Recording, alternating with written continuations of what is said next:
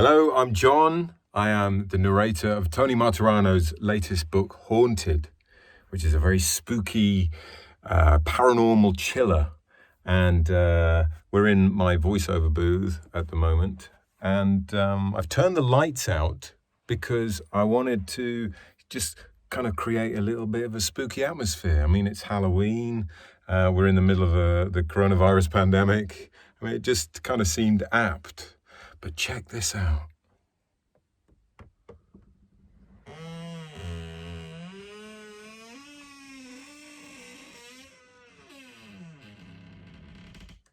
I mean, this place couldn't be more perfect, could it? Do you know what I mean?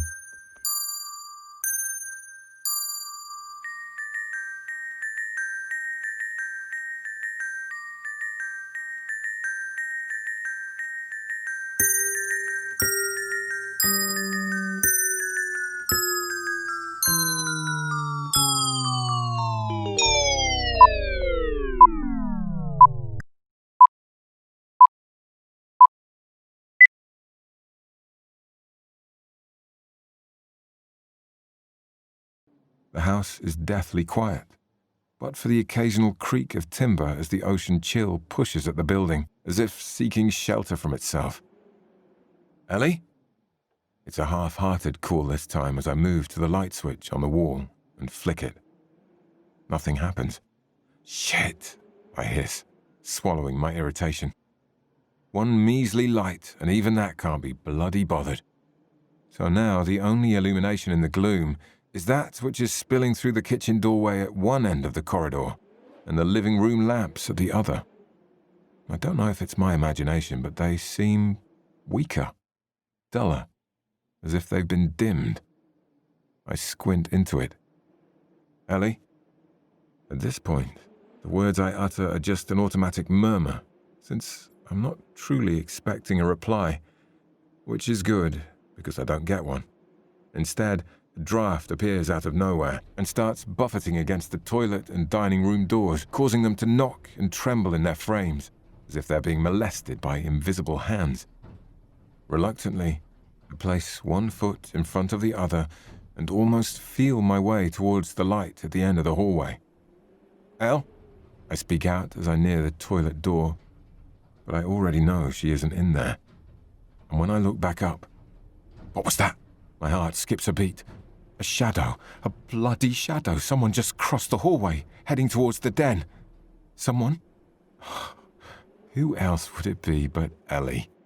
With a narrowing of the eyes and a knowing smile on my face, I hurry out of the gloom and into the light with an unnecessarily loud, "Elle, I know it's you. Why aren't you answering?"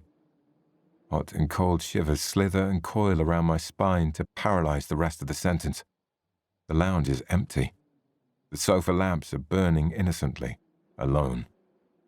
I gawk at the things as if they're going to confess to going on a walkabout, or worse, tell me something I'm not sure I want to hear, that I'm not alone. They don't, obviously, but I wish they would, because now I'm starting to feel just a tad creeped out. I did just witness that, right? I mean, you heard me describe it to you, so I must have seen it, right? Right? Shit. I remain still, frozen to the spot, my limbs reluctant to move, to make a sound, because I may not hear what else is happening in the house.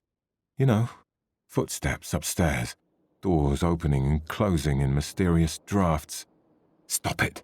Stop it! Maybe someone snuck in. Listen. Who? Stop it, listen. There's nothing here.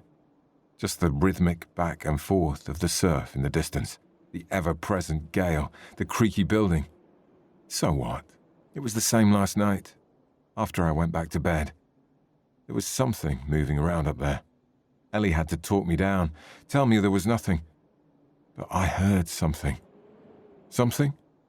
More illegal bloody squatters, rats, seagulls, bats. Ugh. A squealing sound grabs my attention, and I look at one of the lamps that sounds as if it's being throttled by something, and I can only watch as the soft light grows into a glare as if someone is dialing up the power.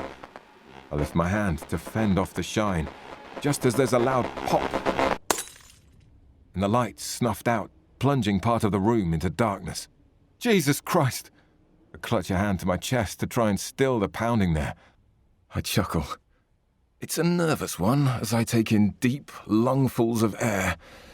That made me bloody jump. And I barely have time to recover when a scratching at the front door makes me spin on the spot. There's something out there, right outside the front door, and it's scratching to come in.